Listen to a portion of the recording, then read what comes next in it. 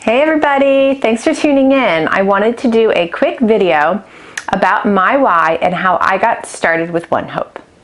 So in whatever business or network marketing adventure you are in, you will often be asked about your why and to think about what drives you. As leaders, we know that these businesses are not easy, and there's going to be times along the way that you don't think your efforts are paying off. That's when you need to refocus and get back to our why, so that we may find the strength to continue on. You may be wondering how I got started with ONEHOPE and curious about my story. Well, I started with ONEHOPE in September of 2016 after I stumbled across one of their super cute Pinot for Paul's gift sets. At the time, I was with another company, but I didn't find much success with them. I know that I needed to find something that I was passionate about, something fun and something I could shout from the rooftops. I will never forget my absolute excitement when I learned Pennsylvania updated their liquor laws and that they would allow me to partner with ONEHOPE. And then the absolute heartbreak when I found out that ONEHOPE wasn't approved for business in PA. So I kept looking, and I researched all of the other wine companies that Pennsylvania had approved. But at this point, I was really torn. I wanted to dive into the wine industry because of its growth and potential, but I also didn't want to commit to a company that wasn't a good fit for me.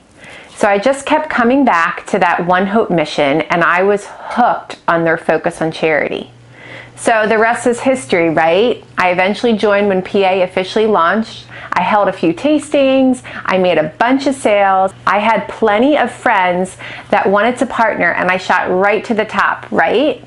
Well, no, it really doesn't happen like that for anyone. We all face our trials, and we each have our struggles that we need to overcome, which I'm going to get to in a couple of minutes. But first, I wanted to touch on how that is done. How do we keep going when it feels like our world is crumbling down all around us? So as difficult as this is for me, I'm going to share a piece of myself that I don't talk about often. I'm going to give you a little insight into my why and how I keep moving forward when my own struggles and insecurities creep up.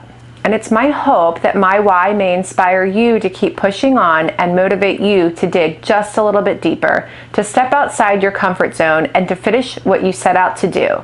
Because I know that if I can do it, I know you can do it too. As some of you may know, my husband and I have 3 beautiful children. What you may not know is that I was pregnant with twin boys, which was by far one of the biggest surprises of our lives. We soon found out that identical twin pregnancies are very rare and extremely complicated, and we actually had the doctor come in during one of our visits to tell us everything that could possibly go wrong with a pregnancy. So fast forward a few months, and we were the not-so-lucky family that had every complication in the book. We were even urged to abandon the pregnancy because our chances of delivering healthy boys were grim. But we stayed strong, we leaned on our faith, and we thought if our boys are still fighting, well, we're not quitting either. Our family was put through the ringer during the entire pregnancy. The daily appointments, the surgery, the bed rest, eventually premature labor were all enough to put me over my physical and emotional breaking point. But when our boys were born and the hospital told us our babies weren't viable since they were a few days shy of 24 weeks and that there was nothing that they could do for us, well, that was total devastation for my husband and I. So I held them close for a few hours until they eventually passed away. And even in that short time, those boys changed our lives forever. I can honestly say that I've never felt pain like I did that day, and the anxiety, the heartache, the depression, and loss lasted long after the physical pain from the labor and the delivery did. So I did what any grieving mom would do, and I reclused. I bottled up that emotional wreckage and acted strong for our family because they were depending on me.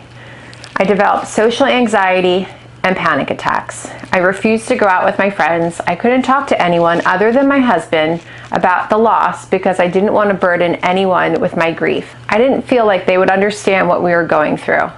I was a total mess. So you can imagine how the conversation went when my husband was like, "Oh, hey, you should go try network marketing."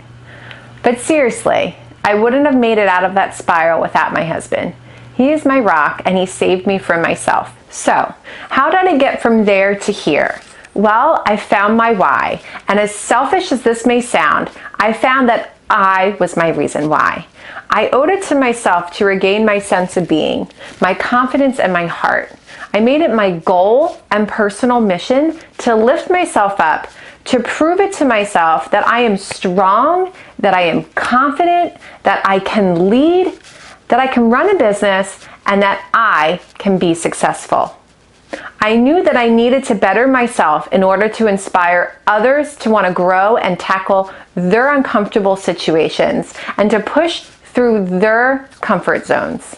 So like so many of you, I really just wanted something of my own.